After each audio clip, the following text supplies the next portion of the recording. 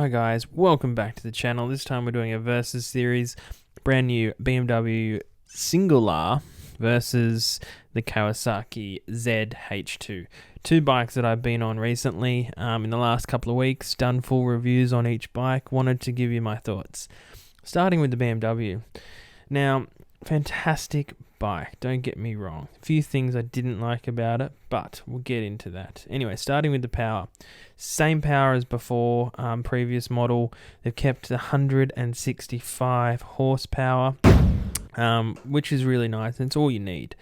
Now the pricing of each model, 34,000 for the M, 29 for the race, 27 for the sport model. The sport model for me is the pick.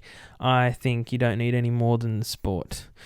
Now, starting with the fit and finish. Fit and finish on this bike is amazing. I really like the fit and finish on this bike. I think it feels really premium. I like the keyless, that they've gone keyless now on this bike. I like the controls. Everything feels premium. Screen's obviously amazing. We'll get into that a little bit later. But yeah, it feels really premium. And I really love this silver paint scheme. Oh, awesome. Getting into the handling. Now, the handling is, I think, where this bike shines. I love the handling on this bike. It feels really nimble, feels really light, and you can definitely feel the weight saving on this bike, comparing it to some of the other Super Nakeds.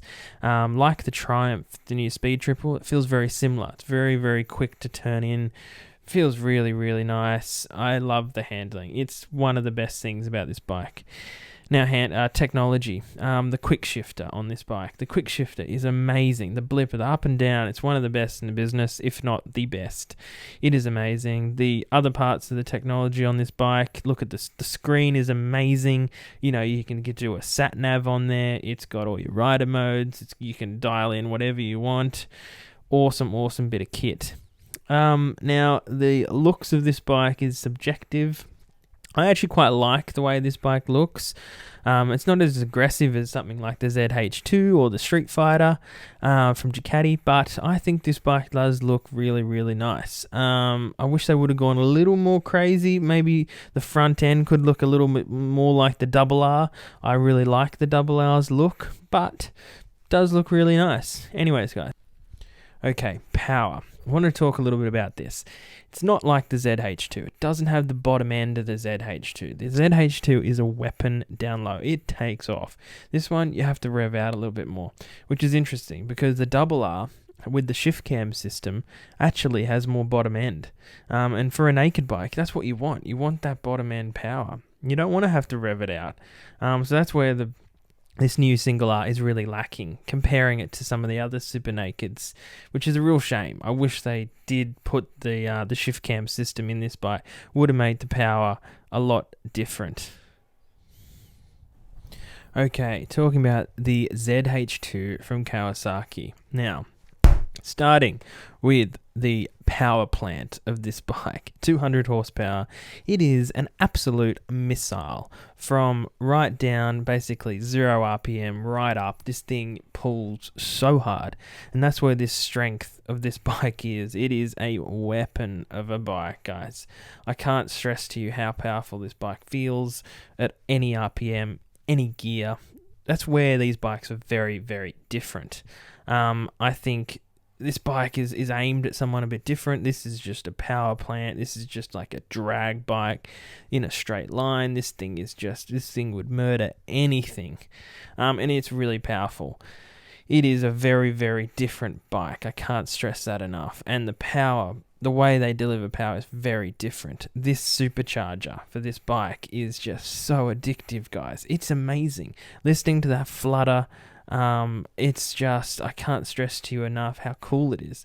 If you haven't ridden a supercharged bike, if you haven't ridden one of these, go and ride one. It's very different, very cool, very, unique. I think this could be a collector's item one day. Definitely the Ninja H2, I think, will be. Can't get your hands on one of those at the moment in Australia. But these bikes you can buy, and for a very good price. I mean, 25 grand, just over. Awesome value here in Australia. I think this is one of the best value Super Nakeds that you can get. It is so powerful. Anyways, handling. Now, handling, guys. Handling this bike, it's a big bike. It's not a light bike by any means. That's where the BMW wins in this regard. The BMW handles better. In saying that, this bike does handle well. It just is not as nimble. This bike is, would work better on long sweeping corners. The BMW definitely would be better around a racetrack. If you are going to do some track work, I think the BMW would probably be a better bike. But this is a fantastic option, guys. The handling still is really awesome, just not as good as the BMW. Anyways, fit and finish. Fit and finish is really nice. Not as good as the BMW, but it still feels really, really premium. And Kawasaki have done an awesome job, especially over the years. They've gotten better and better. The dash on this bike is really nice. It's really clear. Lots of information. You can connect your phone. I think this is just an awesome bike.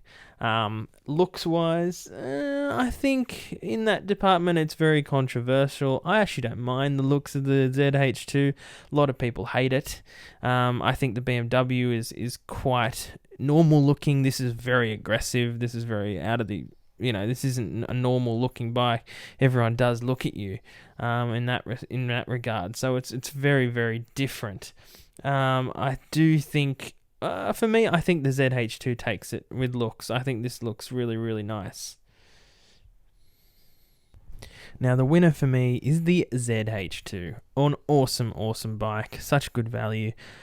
If it was my money, this is where it would be going. I just think for the value here in Australia, it's awesome.